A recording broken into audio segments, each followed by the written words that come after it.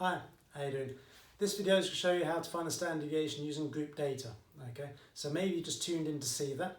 If you just tuned in to see what standard deviation is all about, then maybe you'll watch one of my previous videos. Okay, so I've got a video that introduces standard deviation for you, that tells you what it's about, how to find it from a list of simple data. And in the video before this, okay, there's one that shows you how to do it just from a frequency table. This is effectively the last major example, really, where we've got a full-on grouped frequency table. Okay, and I'm going to take you through that.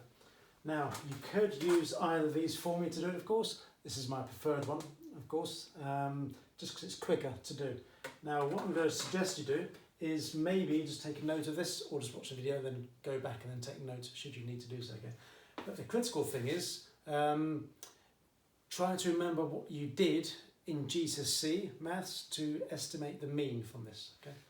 Remember what you did with GCSE maths to estimate the mean? We went for the mid values, didn't we? Okay. Maybe even in a GCSE exam, you were it was suggested to you that you've put another column there, giving you the mid values. Okay. Those mid values are what I'll call my X values. Notice these. That's length in minutes, so time taken to do something. In other words, okay. And these are the frequency values. The X values, so I can put them into my formula there. I'm going to call the midpoints. Okay. So the midpoints. Okay, are coming up, so that will be 2.5, and this one will be 7.5, and this one is 12.5, this one is 17.5, that's, oh, think about that one, 40, because, you know, they're not going up consistently, are they, okay, which happens, okay, and in real life as well. It's not only in the GCSE maths world where you would hope that the classrooms were the same, obviously they can change as well. And that's 65, okay?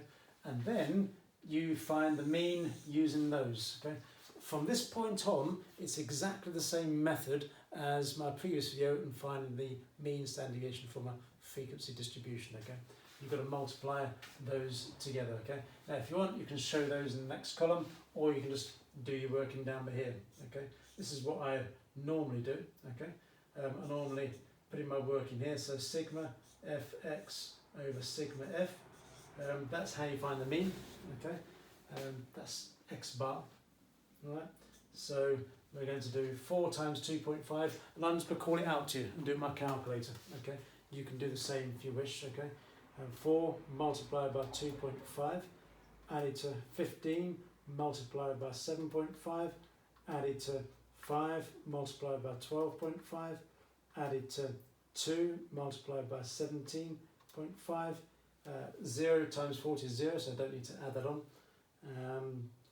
plus 1 times 65, okay. I got 285, I'm just going to write that down, okay. It's just useful if you're going to show any working at all that you show 285, okay, that's a rather handy figure to show. Then we add up the total frequency, so what's that, 19, that's 24, 26, 27. An awkward number, but never mind. So divide that by 27, and yeah, I'm going to get 95 over 9, 10 and 5 ninths. Okay, so what I'm going to do is I'm going to write it as 95 over 9 for the moment. 95 over 9, and if you want, you can write that, as I said, as 10 and 5 ninths, or 10.5 recurring, or 10.6, depends what level of rounding you want to use, 10.6 to 1 decimal place, okay. Anyway, that's that, okay. Obviously I need to get rid of that to make way for further working, okay. But what I'm going to do is I'm just going to make a note of that here, the x bar, the mean, was 95 over 9. So I need to substitute that in for when I do the standard deviation, don't I, okay. But next, yes, I'm always looking around for things, it's like my board rubber, I'll just, my cloth just goes down by there.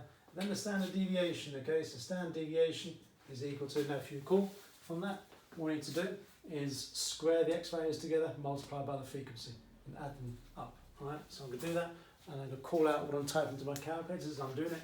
So we've got 2.5 squared, and then multiplied by 4, okay, added to 7.5 squared, multiplied by 15, okay.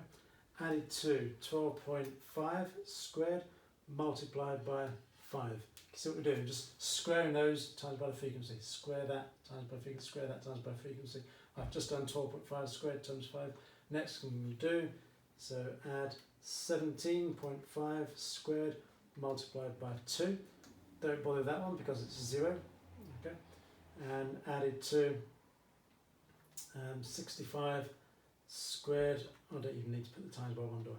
Okay. And that gives me, or rather a large number, this 12,975 over 2. Okay, I can write that exactly as a decimal. 6,487.5. Okay, put it in there, and then divide by the total frequency of 27, and then subtract the mean squared.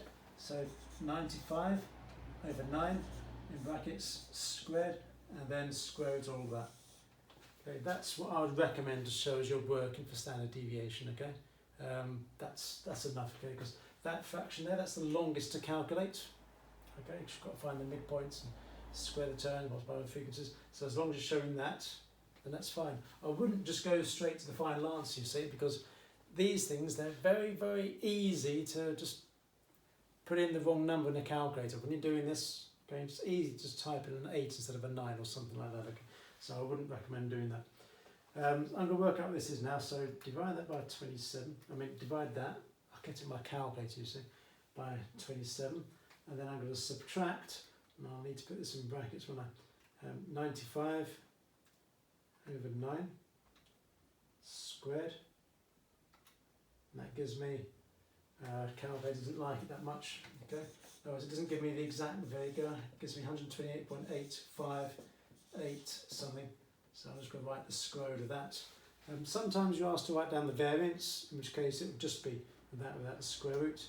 Okay, and square root, so 11.35156. You decide how to round it. Okay, I'm just going to put it to 2 decimal places. Okay, and then that is it. So a fair bit of working, but depending on what sort of examination you're doing, whether you're doing it for an exam or whether you're doing it just because you need to do some calculations for something, if you can try and avoid doing a large table, that's probably more useful, okay? Because tables are time consuming to draw out, okay? Before the video, I had the table up, okay? It just took me, a good minute or two to draw the table. The time consuming things, okay? So the table's already there for you, then try and do as much as possible by just typing numbers in.